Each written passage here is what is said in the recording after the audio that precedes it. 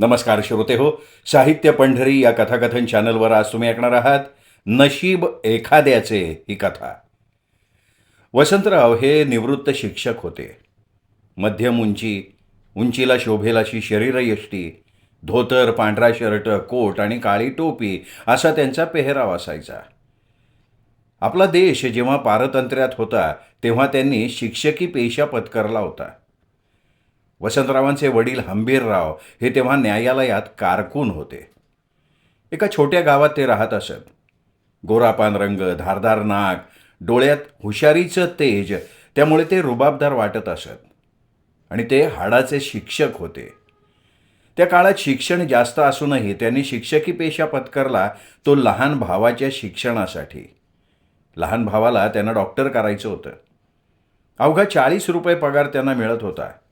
त्यातले 10 रुपये स्वतःसाठी, 10 रुपये वडिलांना आणि 20 रुपये भावाच्या शिक्षणासाठी ते पाठवत असत. पुढे भाऊ डॉक्टर झाला. त्यांना खूप आनंद झाला. वसंतरावांना ते स्वतःच डॉक्टर झालेत असा प्रकारचा आनंद झाला. भावाचं सगळीकडे कौतुक होत होतं. तसे वसंतराव जास्त सुखावत होते. त्यांनी भावाचं लग्न केलं.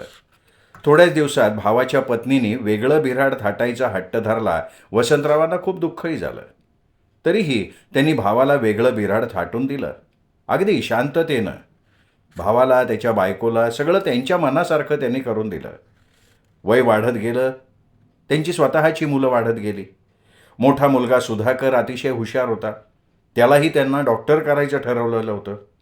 एव्हाना देश स्वतंत्र झाला होता. इंग्रज निघून गेले होते. भारतीयांच्या हातात सत्ता आलेली होती. त्यावेळी देश आर्थिक अडचणीतून जात होता. 4-4 महिने शिक्षकांचे पगारच होत नव्हते. वसंतरावांना घर चालवणं मुश्किल होत होतं. प्रपंच वाढला होता. संसार मोठा आणि उत्पन्न कमी, अतिशय ओढाताण होत होती. त्यातही त्यांनी मुलाला डॉक्टर करण्याची जिद्द काही सोडली नाही. मुलाला मुंबईला शिक्षणासाठी पाठवलं. सुधाकरसुद्धा एक जबाबदार मुलगा होता. वडिलांना न सांगता तो छोटी मोठी कामं मुंबईत करून आपलं शिक्षण पूर्ण करत होता. 2 वर्ष पास झाला. यश समोर होतं आणि एक दिवस काळानं घाला घातला आणि तो एका अपघातातच मृत्यू पावला. तेव्हा तो होता 22 वर्षांचा. वसंतराव दुःखाने उद्ध्वस्त झाले, गांगरून गेले. आशेच्या किरणाचा काळोख झाला होता. दुःखाबरोबर गरिबीही धावत आली, ठाण मांडूनच बसली. त्यातच ते निवृत्त झाले. त्यातूनही त्यांनी कसंबसं मुलीचं लग्न केलं. दुसऱ्या मुलाला जमेल तसं शिकवलं. तो शिक्षक झाला. त्याचं नाव वरुण होतं. वरुणही अतिशय कष्टाळू होता, अभ्यासू होता, सुस्वभावी होता. पण आता वसंतराव खूप चिडखोर झाले होते. सुधाकर संपला म्हणजे त्यांच्यासाठी जग संपलंय असंच ते वागत असत. वरुण शिक्षक झाला.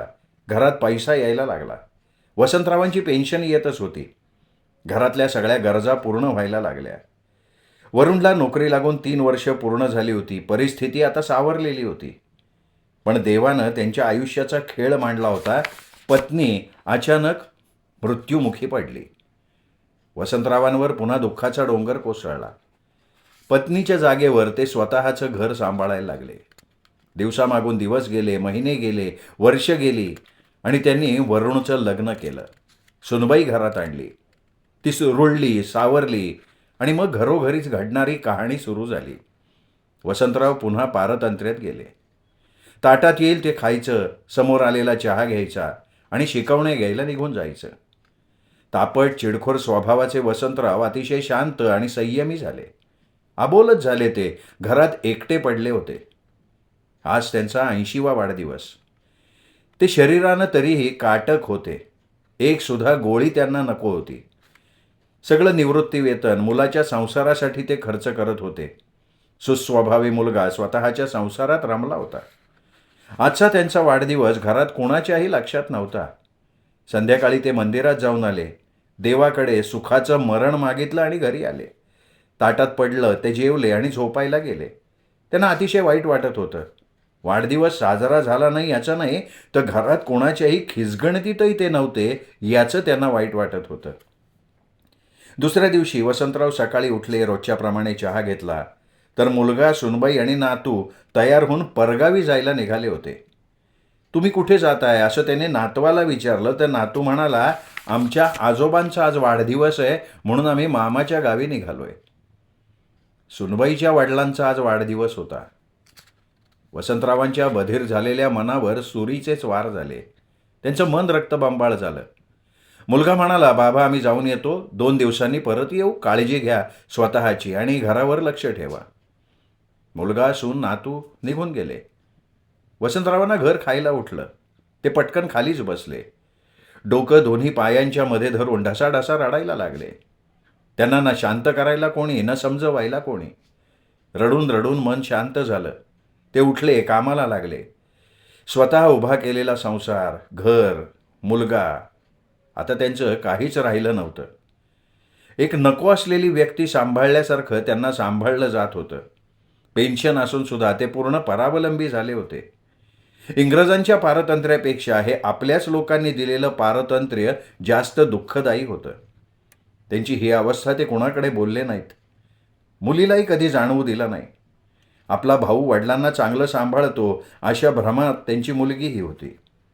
त्या दिवशी त्यांनी स्वयंपाक केला नाही, जेवण केलं नाही. तेव्हा फोन नव्हते म्हणून पत्राशिवाय एकमेकांची माहितीही मिळत नसायची. त्यांनी आंघोळ केली. रोजच्याप्रमाणे स्वतःचं धोतर धुवून वाळत टाकलं आणि पलंगावर आडवे झाले. पुन्हा डोळ्यांनी साथ द्यायला सुरुवात केली. अश्रू घळाघळा व्हायला लागले. दिवसभर पलंगावर पडून ते रडतच होते. रात्र झाली, दिवे लागले, पण ते घरातच पडून होते. मध्यरात्र झाली, पण झोप काही येईना. ते लेखकही होते. उमेदीच्या काळात त्यांनी छोटी मोठी पुस्तकं लिहिली होती. रडता रडता त्यांच्यातला लेखक जागा झाला. लेखक लेखाच्या नायकासाठी सुखाचा विचार करायला लागला. रात्रभर विचार करून त्यांना मार्ग सापडला. दुसऱ्या दिवशी सकाळी आपलं आन्हिक आटोपलं आणि ते शहरात गेले. तिथे वृद्धाश्रम कुठे आहे याची चौकशी ते करत होते.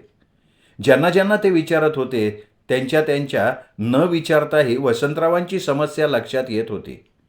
त्यांना एक भला गृहस्थ भेटला. पदरच्या पैशाने त्यांनी वसंतरावांना वृद्धाश्रमात नेलं. दोघांनीही तिथे पूर्ण चौकशी केली. वृद्धाश्रमवाले वसंतरावायला ठेवायला तयार झाले आणि वसंतरावांनी स्वतःची पेन्शन वृद्धाश्रमाला देऊ केली. तो भला गृहस्थ वसंतरावांना सोबत त्यांच्या घरी गेला, गावी. घरी जाऊन दोघांनी वसंतरावांचे कपडे एका बॅगेत भरले. पिशवीत चष्मा, पेन, वही ठेवली. बरोबर भगवद्गीता ठेवली आणि दोघेही वृद्धाश्रमात जाण्यासाठी निघाले. मी कुठे जातोय ही चिठ्ठी मुलासाठी लिहून घरात ठेवली. घराला कुलूप लावलं, नमस्कार केला, चावी शेजारी ठेवली. ते दोघंही शहरात जाण्यासाठी निघून गेले. त्या भल्या गृहस्थानं स्वतःच्या पैशानं रिक्षा करून त्यांना वृद्धाश्रमात नेऊन वृद्धाश्रमाच्या सुपूर्द केलं. त्या भल्या गृहस्थानं त्यांना स्वतःचा पत्ता दिला आणि जाताना सांगितलं की बाबा शनिवारी माझ्याकडे यायचं बरं का. पायाला हात लावून नमस्कार केला. तसं वसंतरावांनी त्या गृहस्थाला कवटाळलं. ते ढसाढसा रडायला लागले. तिथल्या सगळ्यांनी त्यांना शांत केलं. तो दिवस त्यांचा अतिशय वाईट मनस्थितीत गेला. सकाळ झाली. पक्ष्यांचा किलबिलाट कानावर आला. दारावर टकटक झाली. चला वसंतराव, चहाला जाऊ, असा बाहेरनं आवाज आला. 3-4 त्यांचे समवयस्क त्यांना चहासाठी बोलवायला आले होते. असं कितीतरी दिवसांनी त्यांना चहासाठी कुणीतरी सकाळी सकाळी बोलवलेलं होतं. नाहीतर सकाळी चहाची कपबशी त्यांच्यासमोर धाडकन आपटली जायची. त्यांनी मनाला समजावलं, ते सगळं संपलं आता. आता इथे मनाला स्वच्छ करून जगायचं निश्चयच केला. जमेल तेवढं बागेचं काम ते करायचे. फावल्या वेळात मित्रांशी गप्पा व्हायच्या. वेळच्या वेळी जेवण, चहा, तोही मानाने त्यांना मिळत होता. त्यांच्यातला लेखक पुन्हा जागा झाला आणि त्यांनी त्यांचं जीवनचरित्र लिहायला घेतलं. पण त्यात त्यांनी माझा मुलगा, सून, नातू खूप चांगले आहेत असं लिहिलेलं होतं. वृद्धाश्रमात मी माझ्या स्वेच्छेने माझ्या वयाच्या लोकांबरोबर राहण्यासाठी आलो असा त्यांनी त्याच्याबद्दल उल्लेख केलेला होता. वृद्धाश्रमात त्यांच्या मनाला उभारी आली. ते हसायला लागले, बोलायला लागले. समवयस्क मित्रांना आपल्या मृत मुलाची कहाणी सांगायला लागले. मित्रांनाही समजून गेलं होतं हे दुःख त्यांचं आयुष्य होतं. म्हणून वसंतरावांच्या समाधानासाठी ते सगळं पुन्हा पुन्हा ऐकत होते. ते दुःख वसंतरावांच्या आयुष्याचा एक भाग होता. ते विसरण्यासाठी त्यांच्यावर कोणी जादू जरी केली असती तरी ते नाही म्हणाले असते. मुलाचं दुःख कवटाळून जगायची त्यांना सवय झालेली होती. वृद्धाश्रमात त्यांना त्यांच्यासारखे काही समदुःखी मित्र मिळाले. मित्रपरिवार मोठा झाला. एखाद्या साधूप्रमाणे सुखदुःखाच्या पलीकडचं जीवन ते आनंदानं जगायला लागले. घरात त्यांनी लिहून ठेवलेली चिठ्ठी मुलांनी वाचली होती. त्याला खूप वाईट वाटलं ती चिठ्ठी वाचून. बायकोच्या कटकटीपेक्षा आणि अपमानाचं जीवन जगण्यापेक्षा माझ्या वडिलांना वृद्धाश्रमच बरा असं स्वतःच्या मनाला त्यांनी समजावलं. स्वतःच्या संसारासाठी तो हतबल झालेला होता. शेवटी ते त्याचे वडील होते, आयुष्यभर दुःख कवटाळून जगणारे. मुलांनी 2 वर्षे जाऊ दिली आणि वेगळा निर्णय घेतला. तो वृद्धाश्रमात आला. वडिलांशी बोलला. पाया पडून स्वतःची चूक कबूल केली, क्षमा मागितली आणि वसंतरावांना समजावून सन्मानानं घरी घेऊन आला. घरातही त्यांनी शिस्तीचं वातावरण निर्माण केलं. वडिलांची काळजी आता तो स्वतः घ्यायला लागला. त्याच्या अनुपस्थितीत लक्ष देण्यासाठी त्यांनी वसंतरावांसाठी एक मुलगा घरी आणून ठेवला. तो मुलगा त्यांना पुस्तक वाचून दाखवणं, त्यांच्याशी गप्पा मारणं, त्यांचं म्हणणं ऐकून घेणं ही कामं करायला लागला. वसंतरावांना पुन्हा त्यांचं कुटुंब मिळालेलं होतं. ज्या वडिलांनी मुलांना सांभाळलं त्याच वडिलांना घरातून बेदखल करणं हे योग्य नाही आहे, हे वरुणच्या लक्षात आलं होतं आणि ते कुटुंब पुन्हा सुखी झालं. सगळ्या मुलांनी जर वरुणसारखं धाडस करून कुटुंबात शिस्तीचं वातावरण निर्माण केलं तर वृद्धाश्रमाची गरजच भासणार नाही. सून ही लक्ष्मी असते हे मान्यच आहे, पण तिने सुद्धा लक्ष्मीची भूमिका पार पाडायला पाहिजे, तर वृद्धाश्रमाची गरज समाजाला राहणार नाही. श्रोते हो, ही कथा होती नशीब एखाद्याचे. ही कथा तुम्हाला कशी वाटली हे कमेंट करून जरूर कळवा. ही कथा आपल्या मित्रपरिवारात, नातेवाईकात शेअर करा. वृद्धाश्रमांची गरज या समाजाला राहता कामा नये या मताचा मी सुद्धा आहे, तुम्ही सुद्धा असाल. त्यामुळे ही कथा जास्तीत जास्त लोकांपर्यंत पोहोचवा. धन्यवाद.